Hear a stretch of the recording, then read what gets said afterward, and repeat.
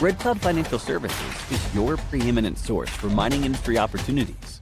The team provides a unique, tailored marketing program dedicated to reaching the right people from its mining-focused global network, giving clients access to industry-leading events and conferences, retail and institutional marketing, plus an in-house growth-driven digital agency. Red Cloud Financial Services has access to some of the mining industry's most notable companies and CEOs.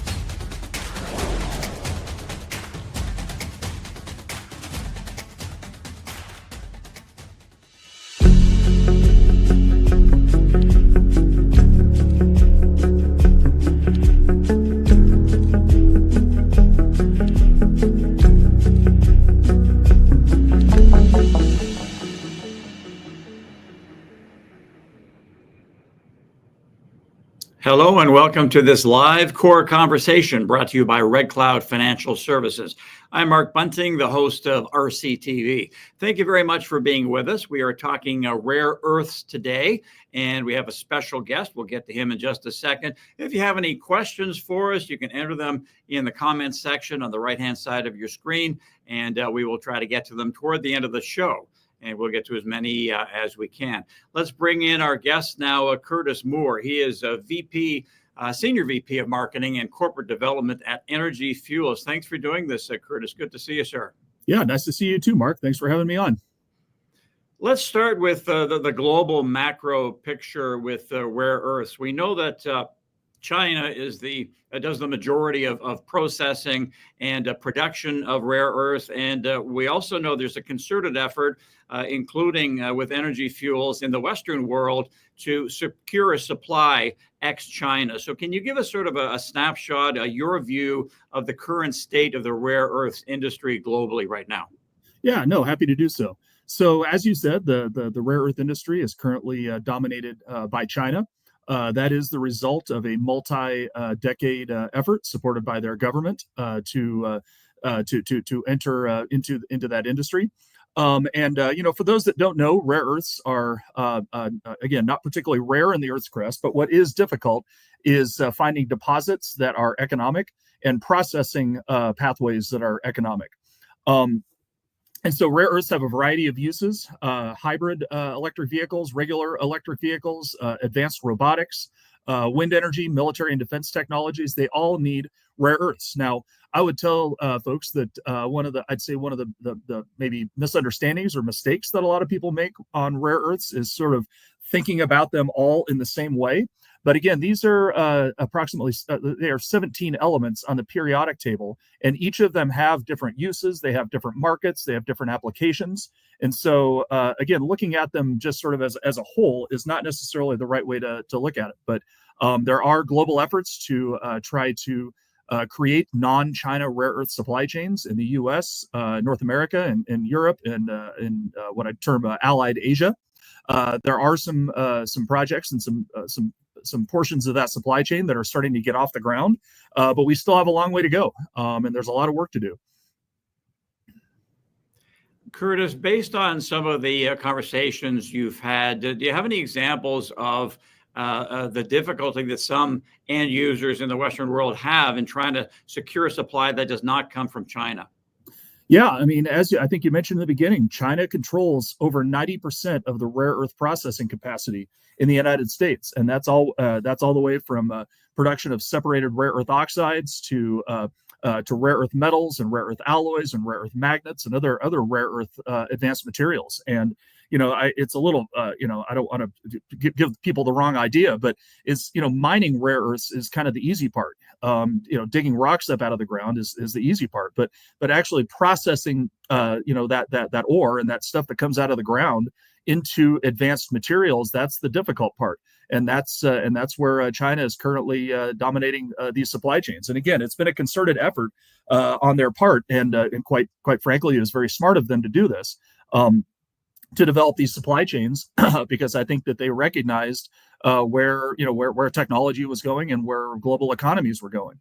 And so, yes, right now it is extremely difficult for end users, whether they're automotive manufacturers or renewable energy providers or robotics manufacturers, to find rare earth materials that doesn't touch China in some way, shape, or form. So again, there are efforts to change that. Of course, Energy Fuels is right in the middle of all that. And there's a lot of progress being made, but yeah, it's difficult for them to find it. And for instance, China just imposed export controls on some of the heavy rare earth minerals, rare earth oxides, and other rare earth materials that are needed for advanced military and defense technologies and that sort of thing. So we get inbounds all the time from folks looking for like dysprosium oxide or terbium oxide or samarium oxide or some of these kind of more obscure rare earths that don't have much of a commercial market. So yeah, I would say that we're seeing there's a bit of a scramble out there right now.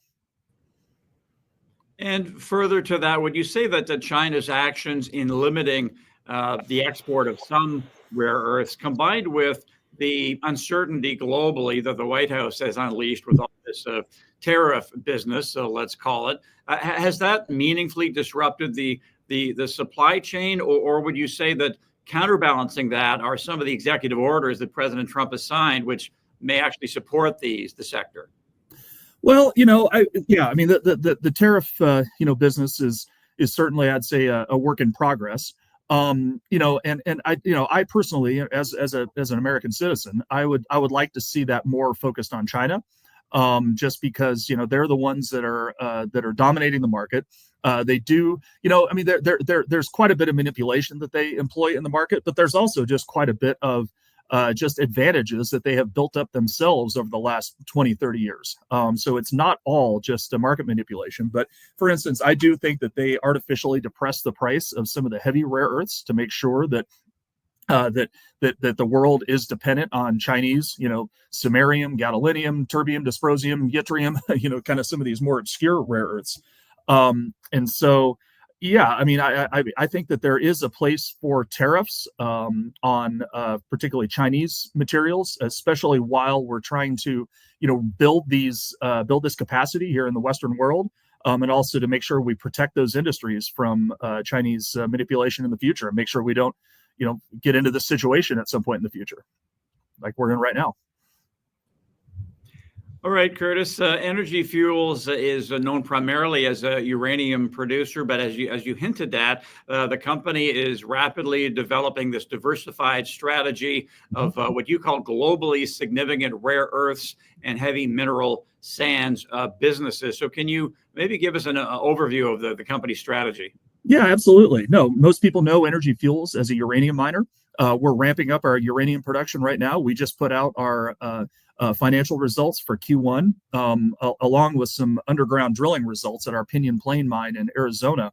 And that is a phenomenal mine. And so I think our new guidance is actually to produce about 700,000 to 1 million pounds of uranium per year. And that's finished uranium that we could sell. We'll have another, I'm not sure what the number was, but around 1 million, 1.5 million pounds that we would have in unprocessed ore that we could produce relatively quickly. So I think that we're probably, one of the faster, if not the fastest, ramp up in the United States for uranium production. But a few years ago, it came to our attention. This is probably about 5 or 6 years ago, that there are some highly complementary processing techniques that apply to both uranium and to rare earth elements. And that, again, one of I'd say the dirty little secrets about rare earths is that pretty much every major rare earth bearing mineral that's mined around the world is naturally radioactive. It has uranium and thorium in it that you have to be able to deal with. You need the licenses, you need the infrastructure, you need the tailings capacity, you need the expertise and all that. And that has tripped up a lot of non-Chinese rare earth companies out there. Well, we're a uranium miner. We have a uranium mill. We deal with those aspects routinely. And I'd say another kind of secret of rare earths, in my view, especially as it relates to the heavy rare earths, is that, again, rare earths are not that rare in the Earth's crust. And mining rare earths is not all that difficult either.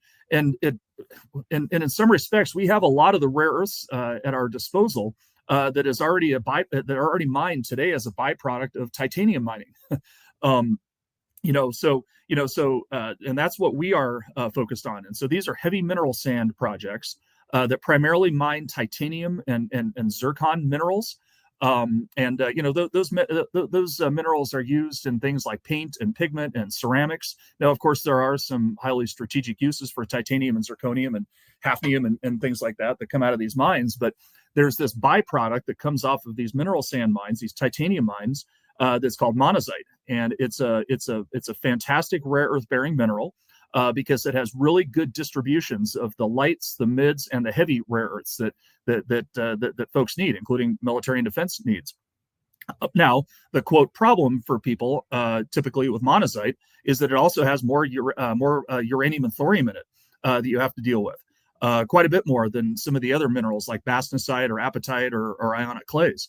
And so a lot of companies have shied away from monazite for a long time. But it has been widely known as being a superior rare earth mineral. It's just more valuable, and it has more of the valuable rare earths. And so in many respects, just by using a uranium mill, we were able to kind of unlock the value of this byproduct coming off of other titanium mines by managing those radionuclides at a uranium mill and processing that monazite into separated rare earth oxides. It just kind of became a natural for us. And so we started looking at it. We started processing monazite and testing it and testing it in the lab at pilot at commercial scale. And it got us to the point where we decided, let's go build and commission a commercial scale rare earth separation facility at our mill, which we did last summer.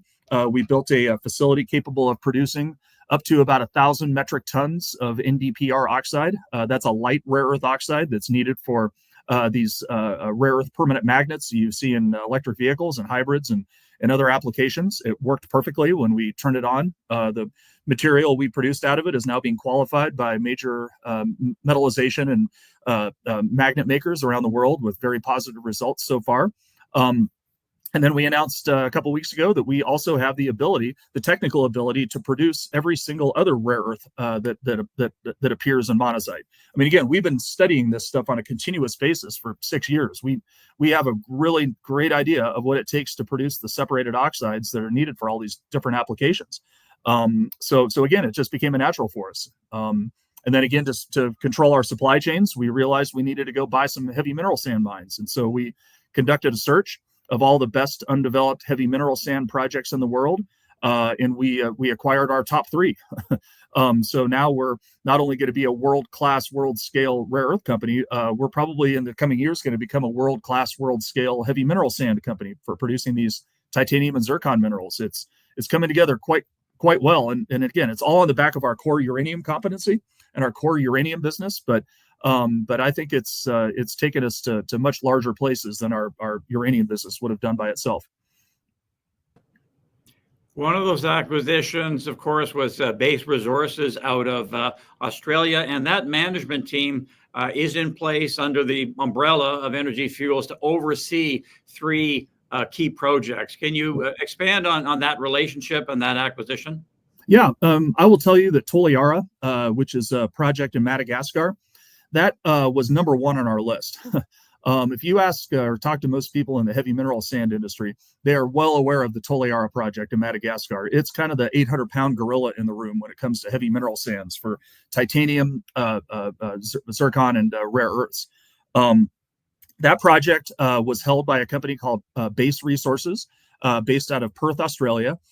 Base had operated another heavy mineral sand project in Kenya for, I think, since about 2010 or 2012, called the Kwala project.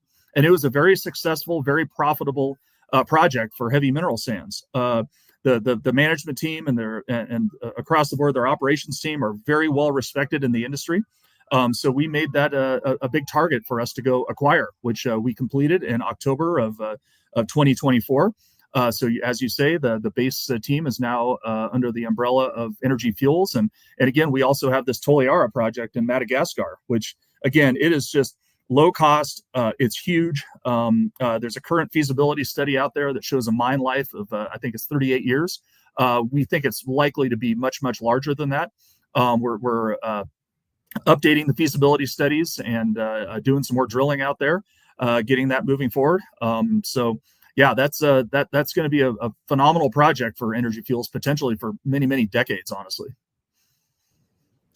I want to get back to Energy Fuels processing of feedstocks. You've said that there's a common thread between or with the processing of feedstocks of uranium, rare earths, and heavy mineral sands. So, and that's because they're all radioactive. So can you expand on that? Yeah, I mean, now, titanium and zircon minerals, those are not naturally well, maybe a little bit, but not particularly radioactive. But they are found right next to this radioactive mineral called monazite. Monazite sand from heavy mineral sand deposits is, when you concentrate the sand, it's roughly 55 to 60% total rare earth oxides. So again, it's a beneficiated product of heavy mineral sand mining, but it's super high grade. When you're talking about 50 to 60% total rare earth oxides. But that concentrate is also on the order of 0.2 to 0.4% total uranium content, and anywhere from 2 to up to 8% thorium. So this stuff is radioactive. It has to be shipped as Class 7 radioactive material, which again is not a problem for us. We do that routinely as a uranium miner. And again, so what we say is that we mine and we process minerals that are either naturally radioactive themselves. Of course, that refers to uranium and uranium vanadium ores that we've traditionally done. That also applies to monazite and also xenotime, which is another phosphate mineral, a rare earth mineral that's more enriched in the heavy rare earths that also occurs in these deposits. And then as it relates to titanium and zircon minerals, those minerals are found right next to the monazite and xenotime minerals. And so that's really how all the puzzle pieces kind of fit together. I mean, we've had, I think I'd say we've drawn some criticism for doing this. People don't understand why we're doing it or what we're doing. But that is the common thread, is that we're dealing with things that are naturally radioactive because they have uranium and thorium in them, and we have just processing capacity, excess capacity at our mill, and the licenses and the expertise to process this rare earth mineral into separated oxides in a lower cost way, we think, than anybody else in the world. And I think that's the key when you're processing a byproduct, a mineral, that in and of itself is an inherent advantage. And when you're processing a higher value mineral to begin with, again, it's super high grade. Plus, it's really very few other companies in the world can do it because of the uranium and thorium content. But it's very, very valuable for its rare earths. That's another inherent advantage. And so I think in a way we've sort of hacked the rare earth industry. But in many respects, we're copying China, to be honest with you. China gets, we estimate, about 10 to 15% of their feedstock for rare earths comes from monazite byproduct from heavy mineral sand mines that operate around the world today. So it's a big chunk of their industry as well. And so in some respects, we're just copying China, which has obviously been very successful. All right, very interesting. Now back to the end users. You've mentioned before that they're telling Energy Fuels that demand for rare earths, their demand is going to really kick in a couple of years, 27, 28. And that kind of fits Energy Fuels' timeline. So what is that timeline in terms of getting to full commercial production at these projects, and what kind of scale is being envisioned by the company? Yeah, so you're correct. We're starting to see increased demand for rare earths, and again, the drivers have been electric vehicles and hybrid electric vehicles, and that's an important point to make. Maybe some consumer adoption of electric vehicles has been a little slower in North America and in Europe and some of these places, but hybrid electric vehicle consumer adoption has been quite good. But they need an electric motor for a hybrid electric vehicle, where you're switching between a traditional internal combustion engine or a generator to charge a battery or something like that. That's actually been quite good. The other big driver for demand, which is probably coming maybe sooner than a lot of people think, is advanced robotics. To create those very strong, very precise, very quick movements for a robot, you need magnets, these powerful rare earth magnets. And you're starting to hear a lot about manufacturing and some of these other applications for robots. They all are going to need a lot of these rare earth magnets. And so that demand, I think, is really going to start manifesting in a big way toward the end of this decade. And that's about the time that a lot of this this large scale production is going to come online for Energy Fuels. So what we envision and what we're planning to do is to expand our capacity at the White Mesa Mill in Utah. As I said before, we have the current capacity to produce up to about 1,000 metric tons of neodymium praseodymium oxide, or NdPr oxide. We'd like to expand that capacity to about 6,000 metric tons of NdPr oxide per year, while also adding the capacity to produce, I think it's about 275 tons of dysprosium oxide and about 80 tons of terbium oxide. Terbium and dysprosium are other rare earths that are used in rare earth magnets to increase their strength and their heat resistance and just make them more durable. And so that's our current plan. If the U.S. government or other allied governments want us to produce other rare earth oxides, like I said, samarium oxide for, say, samarium cobalt magnets, or gadolinium or yttrium or lutetium or any of the others, we'd be certainly happy to do that for them, and we're certainly talking to them about that. And the monazite from these mineral sand mines that we have acquired, those are going to start coming online probably in 27 or 28 or so. And at full capacity, those are going to supply about 45,000 tons of monazite sand per year, which will fill up about 75% of our planned capacity at the mill. So that will leave some additional room for offtake, where we'd potentially purchase monazite from other mineral sand operations or other operators out there. But when you're talking about 6,000 tons of NdPr, that's roughly the scale of an MP Materials in California, or a Lynas, which is the largest rare earth producer in the world outside of China, out of Australia. So MP is right now trying to ramp up to 6,000 tons per year, and Lynas is there right now, and that's what Energy Fuels aspires to be. While at the same time, we plan to also produce the heavies, which those other two companies don't do right now. That's a nice segue to my next question about MP Materials out of the U.S., as you said, and Lynas in Australia. You've said before that they're kind of analogous to what Energy Fuels aspires to be. And so can you compare and contrast the efforts that Energy Fuels is undertaking with Lynas and with MP Materials, and how you're different, how you want to be the same and follow in their tracks? Yeah, so I'll start with Lynas. Again, they are the leading non-Chinese rare earth oxide producer in the world right now. They sell most of their oxides into, I'd say, allied Asia, so that'd be Japan, Korea, that sort of thing. They are at about 6,000 metric tons of NdPr oxide per year right now. And just for scale, a typical electric vehicle or hybrid electric vehicle, just to kind of put it in some context, needs about 2/3 of a kilogram of NdPr oxide per vehicle. Again, plus minus depending on the size of the vehicle, the power, the range, that sort of thing. But that's not a bad rule of thumb. So for instance, 6,000 metric tons of NdPr oxide, that would be enough to power, say, 8 to 10 million electric vehicles, just to give you some sense of scale there per year. Lynas, they also mine monazite. Again, monazite is a wonderful rare earth mineral because it has good distributions of all the rare earths, from the lights to the mids to the heavies. But they do hard rock monazite mining, and monazite is their primary target. So they have a mine in Western Australia called Mount Weld. They were taking that monazite and sending it to Malaysia, where they're doing the next step in the supply chain, which is called crack and leach. Crack and leach is where you extract the rare earths out of the mineral and also dispose of the uranium and thorium and the other impurities associated with it. And then you produce a clean, mixed rare earth product, and it's mixed because the individual rare earths have not been separated. The government of Malaysia became concerned with the uranium and thorium building up in their tailings, and so Lynas built a new crack and leach facility in Australia, in Mount Weld, and I believe they're still doing their separations in Malaysia for NdPr. Again, they've been a successful company. They're a great company. We aspire to be like them.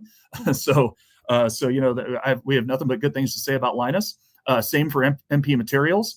MP Materials operates what's called the Mountain Pass mine.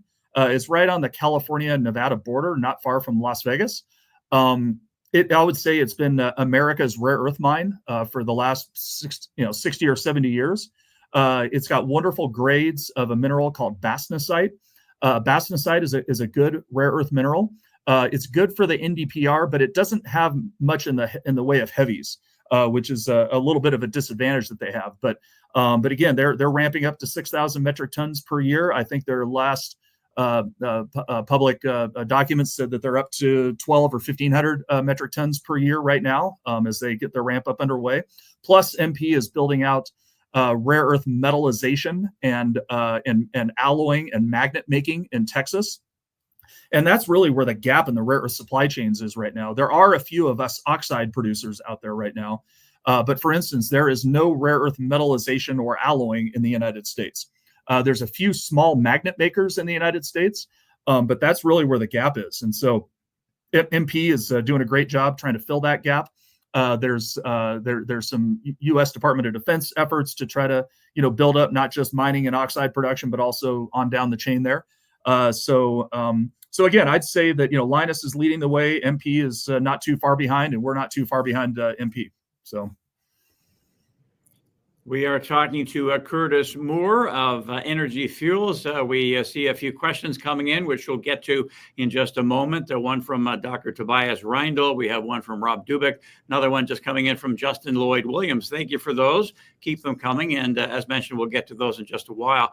Now, Energy Fuels, Curtis, has struck a couple of key partnerships lately, including with POSCO, the big South Korean steel company. Can you give us some more details on the significance of those partnerships? Yeah, so the POSCO deal is a good one, because they are not only are they a steel manufacturer, but they also are one of the world's leading manufacturers of EV motors. So they have contracts with pretty much all the major auto manufacturers to supply them with electric vehicle motor drivetrains and motors. And so POSCO wishes to develop their own non-China supply chain, and again, their options are kind of limited. And so they've also done some partnerships with another South Korean company called Star Group International that has a rare earth metallization and alloying capacity. And so what they want to do is qualify our NdPr oxide for use in their electric vehicles potentially. And so it's still a couple of years out. Again, Energy Fuels, unless something happens that's unexpected, we're still a couple of years out, I'd say, from large scale rare earth production. But we'd love to be an off taker to a POSCO. So that's really what that's all about. The other strategic relationship that we just announced is with a company called Chemours. So Chemours, which is actually a spinoff of DuPont Corporation from about 12, 15 years ago. They have heavy mineral sand mines in Florida and Georgia, and so that's actually where our initial supply of monazite was coming from, was from their Florida and Georgia operations. And they've been selling us on the order of 800 to 1,000 metric tons of monazite per year. So not a lot, but it's certainly commercial quantities, and it got us off the ground. So again, we're eternally grateful to Chemours for that. And Chemours, they're looking to expand their monazite production capacity, making it more efficient. The most efficient way to get monazite off of a mineral sand operation, as I understand, is just to float it off at the very beginning of the process in a physical manner.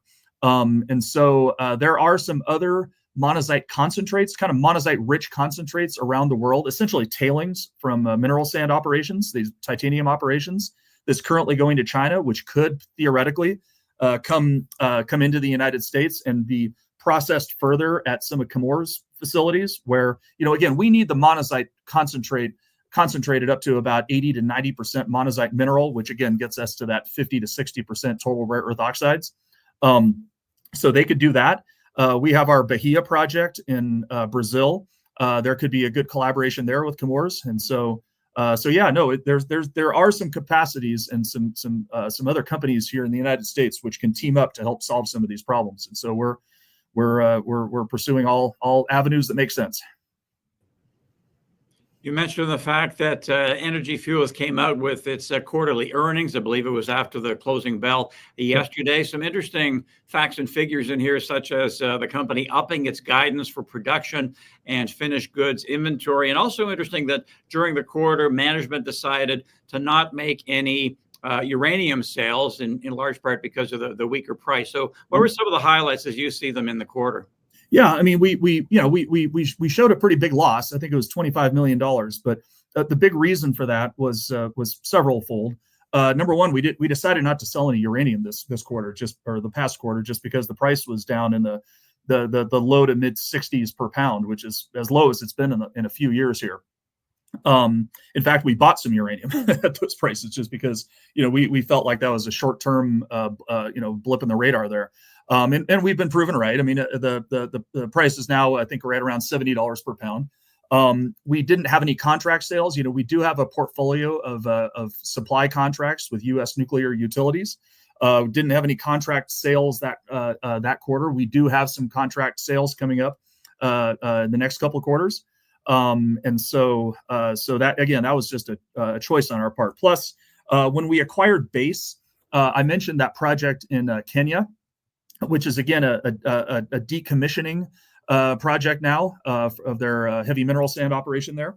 So we have some additional costs associated with reclamation of that project, which are starting to fall away. So again, that's that side of things. But I'd say some of the more interesting part of our quarter was that we've significantly upped our uranium production guidance. Just because there are a number of factors. It was early in the quarter when we maybe didn't have as clear of a vision for what we would be focused on this year. I think we put out finished goods guidance on the order of 200 to 300,000 pounds this year. Well, we upped that to 700,000 to 1 million pounds this year. And a lot of that is driven by just really the exceptional results that we're seeing out of our Pinyon Plain mine in Arizona. I don't think it's any exaggeration to say that Pinyon Plain is looking like a little mini Athabasca Basin right now. Very, very high grade.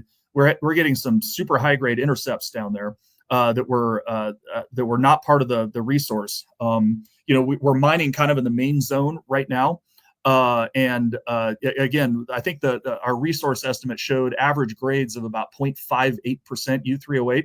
And the average grade that we've actually been mining is about 1.6%. So almost 3 times higher than we originally anticipated. So we're becoming quite confident that this mine is going to be producing, plus or minus 1 million pounds per year for the next, 5, 6, 7, who knows, 8 years. When originally it was going to be kind of a smaller project, and it's still not a huge project, but it's a nice project and it's very, very low cost. It's sub $40 per pound on an all-in basis. So I'd say those are some of the highlights. And again, advancing our mineral sand projects. We're getting through all the approvals with the government of Madagascar. That's getting a lot of interest there, not just in Madagascar, but also in the U.S. government, recognizing the value of that project.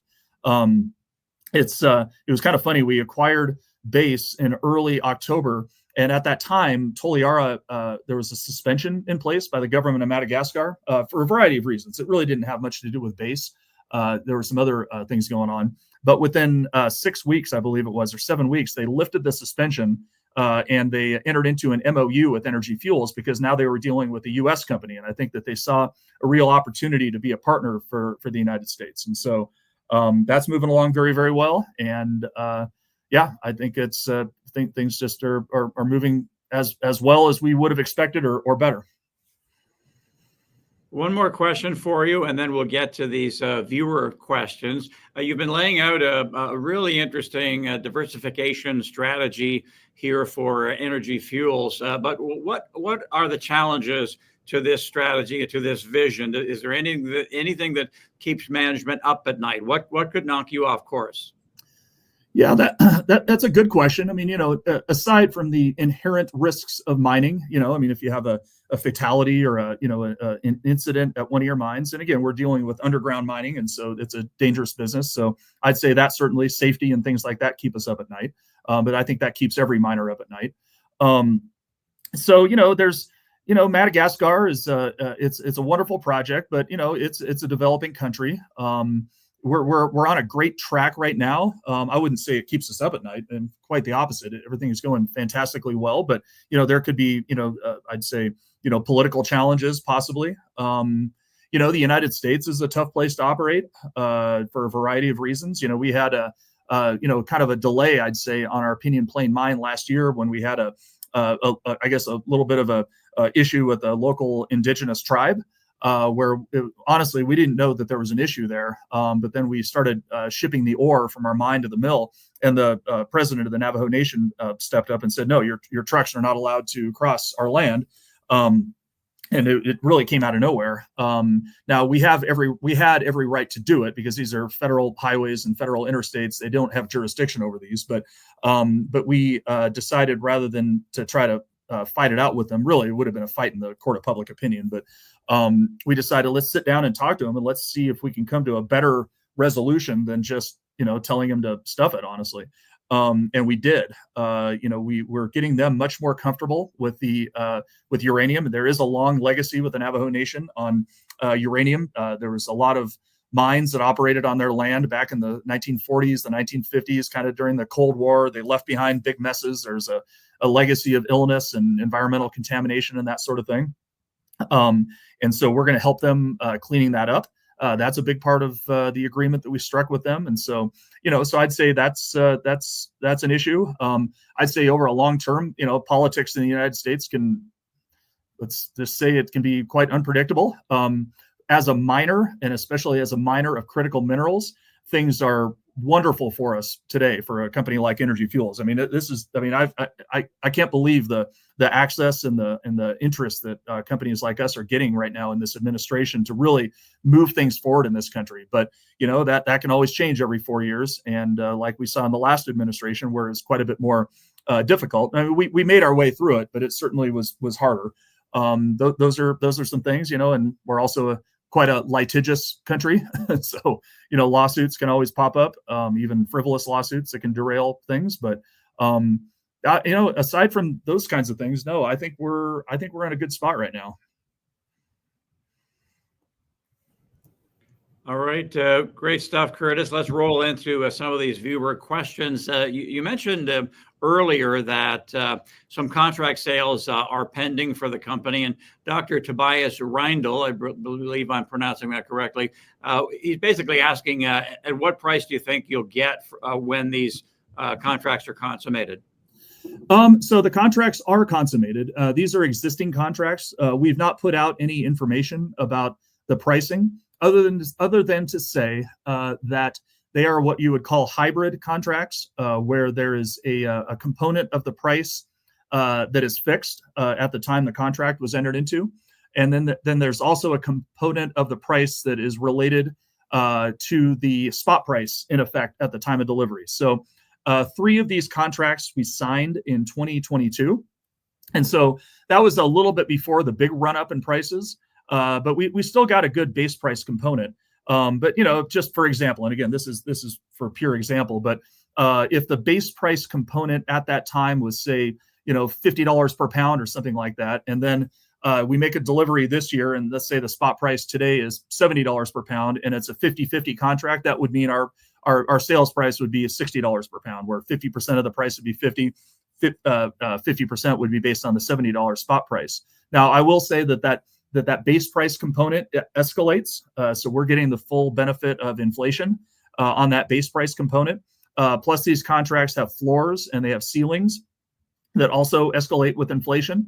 So that I think that's, and we signed another contract last year. So you can look at long-term contract pricing and probably get a pretty good idea of where our base prices are. We didn't sign contracts well below or well above those reported prices at the time. Hope that answers your question in a useful way and in a way that I'm allowed to do by securities law. Yeah, I think so. Another one here on pricing, actually, from Justin Lloyd Williams, saying that Energy Fuels last year sold a fair whack of uranium at a spot price of about $93 US. So the question is, will you be selling some more on the spot price in the near future, or will you rely on the long-term contracts? If the price jumps up again, yes, we will certainly look at sales. Spot sales. We also put out guidance. So our contract sales this year are only about 220,000 pounds. It really starts ramping up next year, our contract quantities. So we need to make sure that we have enough to deliver into those, especially if we're also going to be doing rare earths at the same time. because again, one thing we don't currently have the capacity to do is to produce and process both uranium and rare earths at the same time.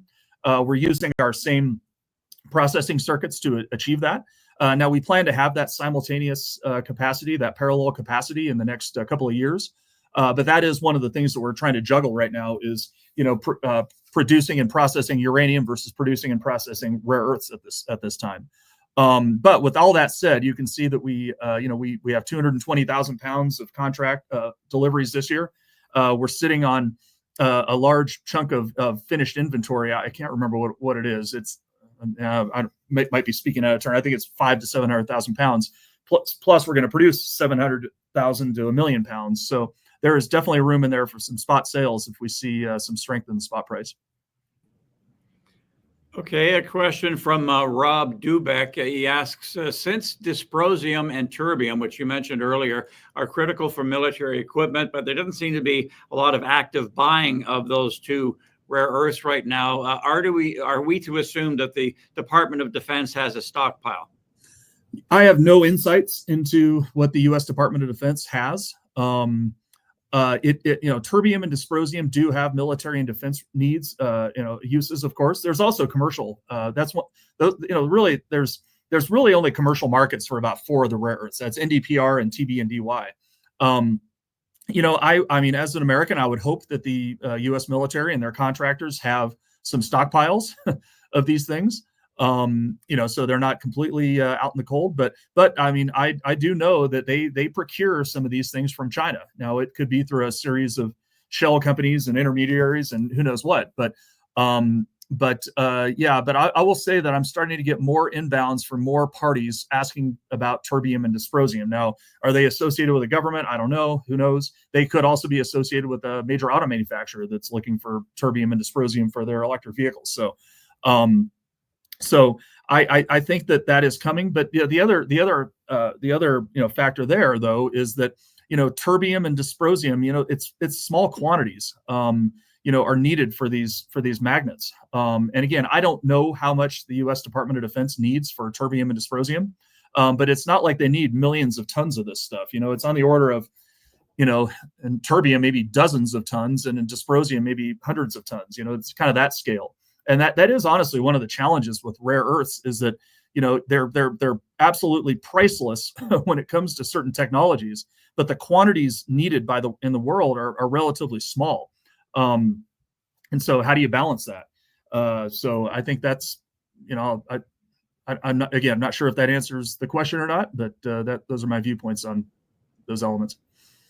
Yeah, no, that's a good answer. And naturally, you wouldn't have too much insight into what the Department of Defense is up to.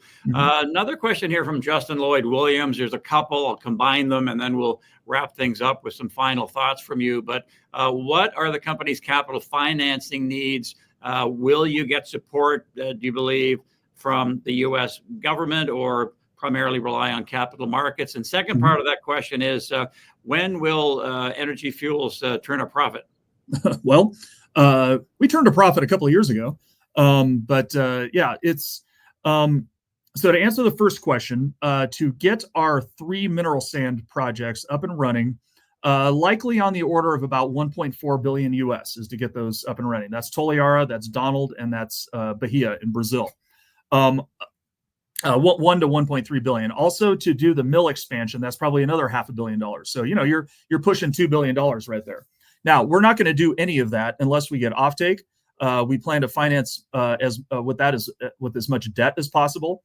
The U.S. government actually has a lot of debt vehicles at very attractive interest rates, loan guarantees, those kinds of things. Through vehicles like the Ex-Im Bank, that's the Export-Import Bank, the Development Finance Corporation, DFC. These are all well-known programs. There's also other programs very similar to that in the UK and Australia and elsewhere. So I would say that we plan to finance much of this with debt that is supported by the U.S. government. We're of course looking, to see if the government would like to be involved in equity or providing capital for some of these projects. And again, there seems to be a big push within this administration to get good projects off the ground, both in the United States and elsewhere. And I think that our projects are right there at the top. And there's even talk of a sovereign wealth fund in the United States. So yeah, we'll see how it all shakes out. But I personally would be very surprised if there was not a pretty heavy level of government support for what it is that we're doing, because I think a lot of people see that we're one of the best options that the United States has for rare earth production. It's just, a lot of companies have struggled over the years, and we're showing them what we can do and doing it. And we can do it more economically, we think, than anybody else, just by using a byproduct that's already mined at titanium mines. So again, can't provide too much daylight into that, but that's our way of thinking. Curtis, you've provided a lot of great information and education for us from a broad perspective, and also specifically about energy fuels. Do you have any final thoughts on rare earths, either from the macro perspective or specifically with the company? Yeah, I mean, rare earths are an exciting business to be in, not just for us. I mean, look, the world is going to need more rare earths than just, energy fuels or MP or Linus, right? There's room for more out there, especially if some of these, electrification efforts and robots and other technologies come into play. But people need to understand that it's a complicated topic. I mean, when I first started learning about this 6 or 7 years ago, your mind kind of spins, trying to get your head around all this stuff. But again, like I started with, people need to think about rare earths as individual rare earth elements, not as a whole, right? Because each of them have very specific uses and markets and dynamics associated with them. So I think that's something to be very conscious of. And I think it's also important to be conscious of the fact that rare earths are mined already all over the world in all these mineral sand mines. And so, companies that have kind of a single, like rare earth focus, primary focus, that they're going to not be as competitive as some of these other companies that are able to produce a variety of elements and materials off of the same mine. So as byproducts and co-products and that sort of things. But aside from that, I think we've hit it here. Always happy to answer any other questions that people may have. All right, that was great, Curtis. Thanks for taking the time out of your day for us today. We'd love to talk to you again down the road. Absolutely, happy to do it. Thank you again. Okay, Curtis Moore from Energy Fuels, our thanks to him. Thanks to you for watching, and thank you for the questions as well. This interview will sit on YouTube if you missed any part of it or you want to watch it again. Next week on our live core conversation, we will have David Garofalo, the CEO of Gold Royalty, legendary in the gold sector. He'll have a lot of things to say about gold near all-time highs and why that is, and the latest developments at his company. Thanks again for watching. We'll see you next time. Take care.